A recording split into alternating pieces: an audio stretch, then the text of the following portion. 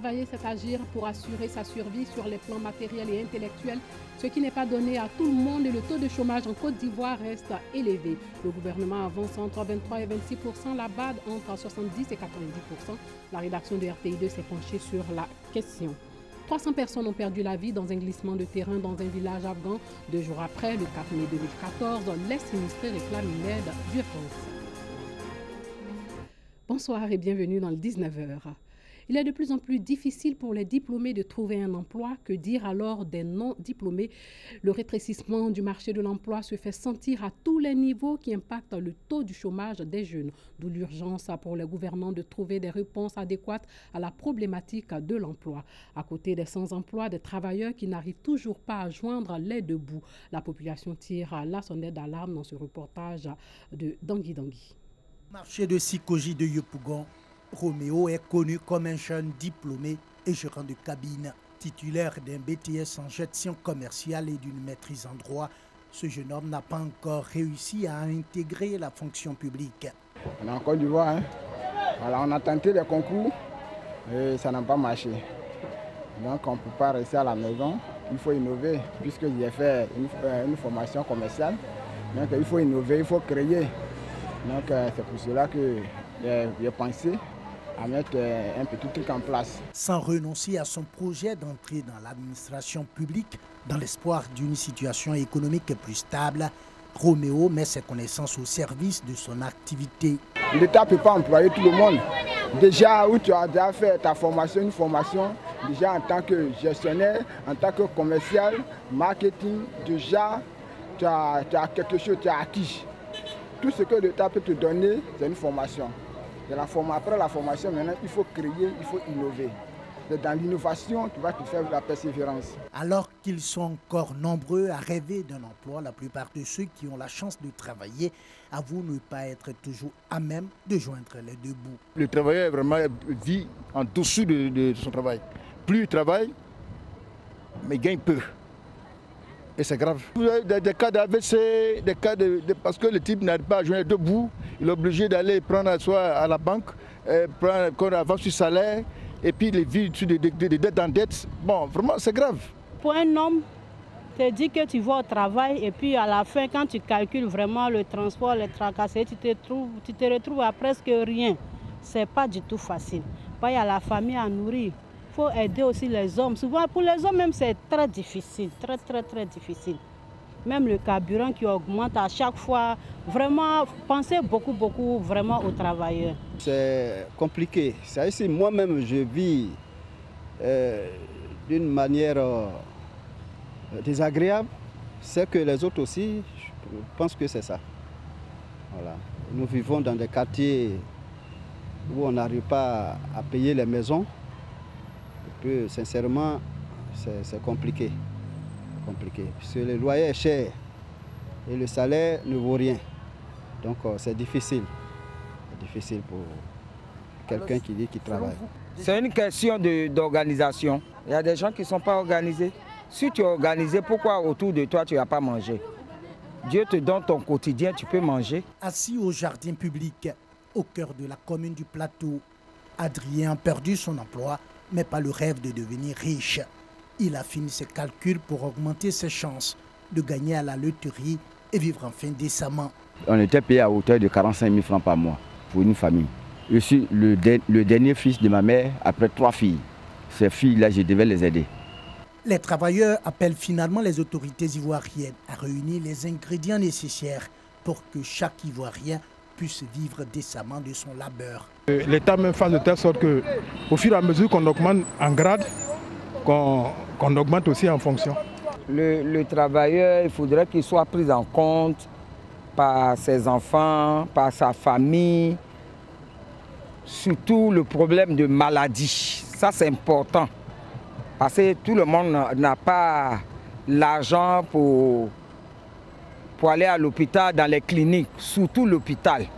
On a un problème de santé. À l'âge de 60 ans, on a un problème de santé.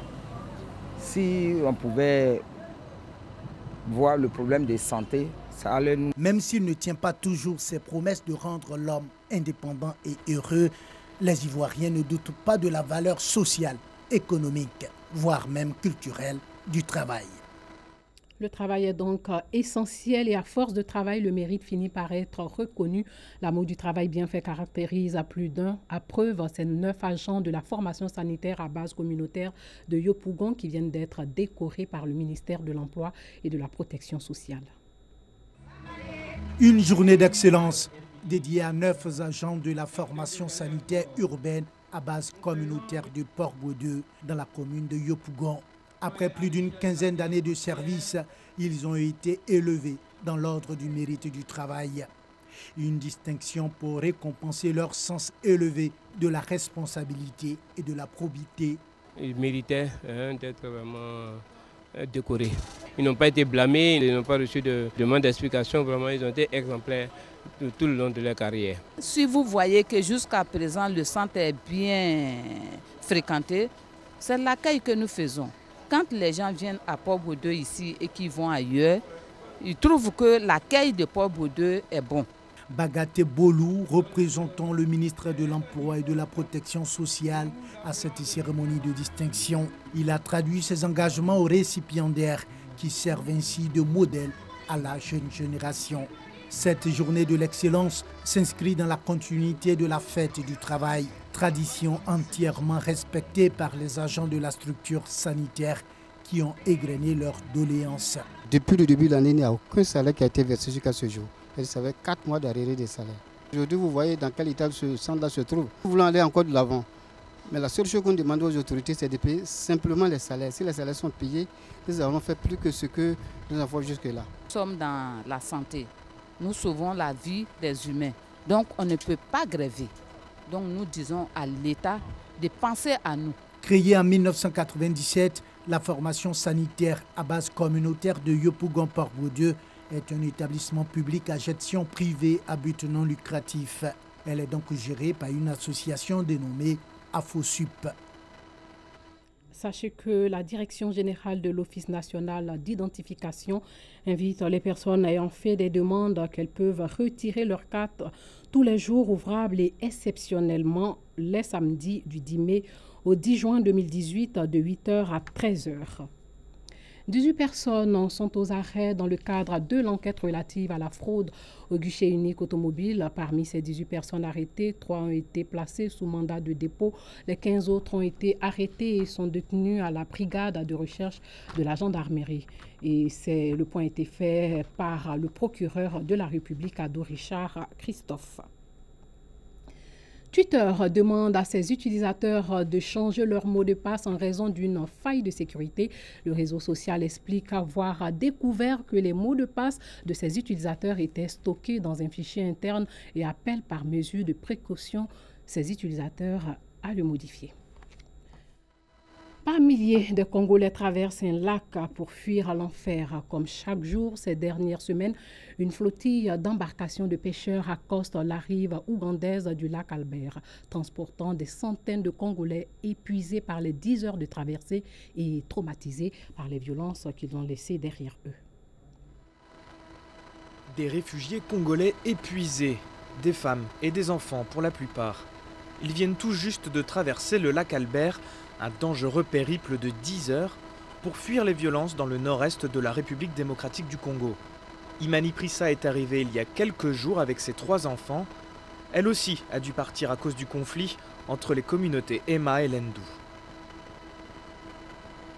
Quand les Lendu sont arrivés dans notre village, ils étaient déguisés en footballeurs. Quand ils sont arrivés, nous les avons accueillis sur le terrain. Et d'un coup, ils ont commencé à tirer et brûler des maisons. Après, nous nous sommes enfuis. Une fois en Ouganda, les réfugiés sont transférés dans un centre d'accueil où ils reçoivent leur premier repas depuis des jours. Plus de 3000 repas composés de maïs et de fèves sont distribués quotidiennement. Parmi les réfugiés, Marie Edouzi, à 61 ans, elle a réussi à fuir les violences, mais elle laisse derrière elle 2 sœurs et 6 enfants. Je suis toute seule et je n'ai pas de mari. J'étais avec mes enfants, mais ils sont restés coincés de l'autre côté. L'Ouganda accueille près de 1,4 million de réfugiés.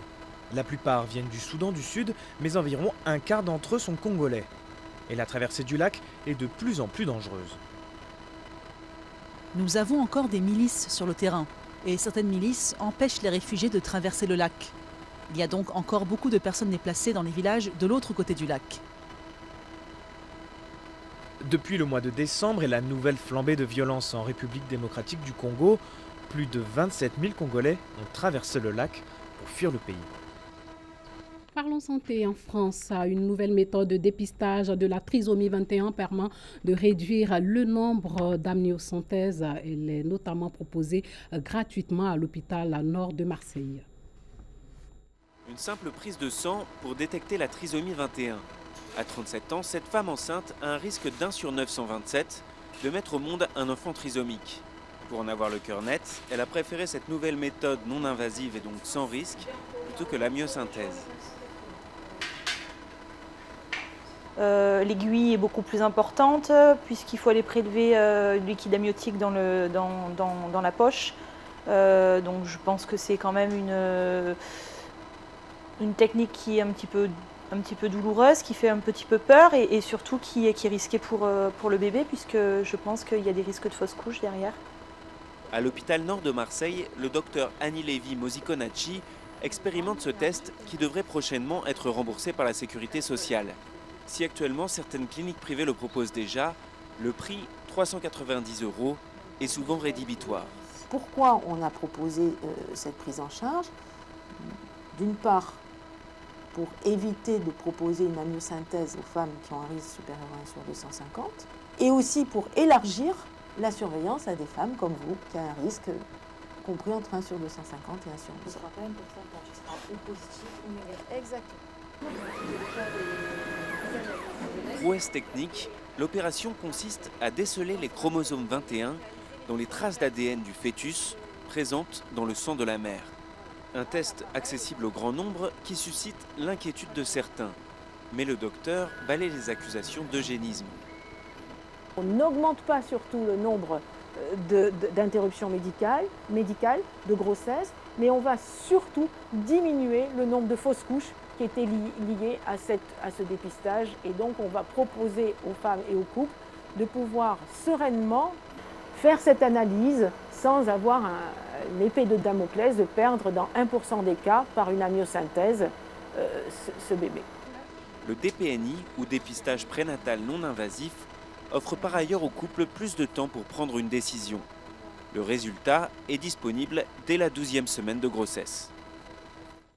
Plongés dans le dénuement le plus total, les survivants des glissements de terrain survenus dans le nord-est de l'Afghanistan réclamaient le 4 mai 2014 une aide d'urgence. 300 personnes ont perdu la vie dans cette catastrophe. Retour sur l'événement. 4 mai 2014, un glissement de terrain survenu dans la région nord-est endeuille l'Afghanistan. Plus de 2000 disparus, environ 300 morts, plus de 700 familles déplacées, 300 maisons complètement détruites. L'heure est grave. À la suite de fortes pluies, un torrent de boue et de pierres a déferlé le long d'une vallée, dévastant le village d'Ab-Barek. Les autorités locales préviennent que ce bilan pourrait s'alourdir à mesure que remontent les informations. Cette catastrophe a laissé des milliers de personnes dans le dénuement. Les opérations de recherche ont permis de secourir 400 personnes. Les autorités afghanes portent assistance aux populations sinistrées avec l'aide des organisations humanitaires. Plus de 80 tonnes de rations alimentaires et des tentes sont distribuées. Selon l'organisation Croissant-Rouge, l'acheminement de l'aide est ralenti par le manque de routes et le terrain accidenté. Un soutien psychologique est mis en place pour les enfants qui ont perdu leurs parents. Ce sinistre a suscité une vive émotion dans le monde entier. Les États-Unis et la France offrent à l'Afghanistan une aide supplémentaire pour les interventions de secours. En hommage aux victimes, le président afghan Hamid Karzai décrète une journée de deuil national. Les drapeaux sont en berne dans tout le pays. Voilà, c'est tout pour ce soir. Merci de nous avoir suivis. Portez-vous bien.